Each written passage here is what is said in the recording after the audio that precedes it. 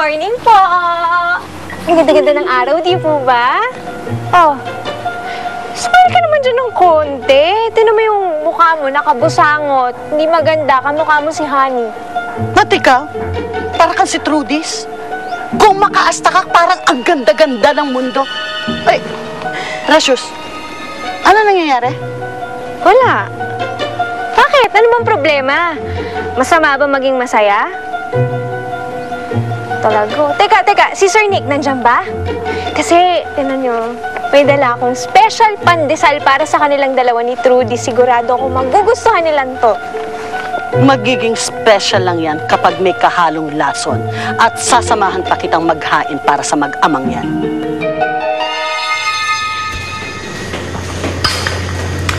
Wow! Anak, may sakit ka ba? Ha? Wala ho. Ba't yun naman natanong? Ang aga mo kasing gumising. Mukhang ngayon ka lang yata hindi mahuli sa trabaho At mabubuksan ang tindahan ng maaga, hindi tatanghaliin. Nakakatawa. Naku, Nay, talaga itong si tatay kay aga-aga na nga asar ka agad. Huwag mo na pinagpapapansin nga, wala yan. Anong wala? Wala!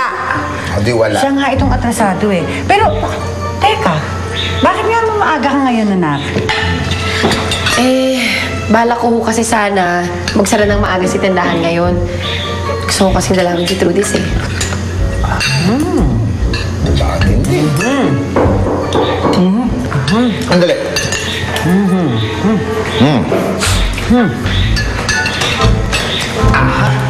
Tama-tama, ito na sundo mo. Magandang umaga po. Hatid ka na. Tuloy-tuloy ka. Oh, halika na, kain na. Sige po, salamat po. Kain tayo. Ronnie! Anong ginagawa mo dito? Hindi naman ako nagpasundo sa'yo. Kasi hindi ka sumasagot sa mga tawag ko at sa text ko. Nag-aalala ako, hindi ako makatulog Ganun ba? Pasensya na, maaga kasi ako nakatulog Maaga daw, hindi nga natulog Tay! Pasensya ka na. Kung makulit ako, gusto ko lang siguraduhin na okay tayo.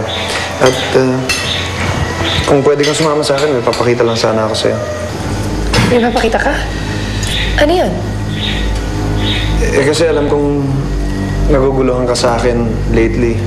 At may papakita sana ako sa'yo para patunayan na pwede ka magtiwala sa akin.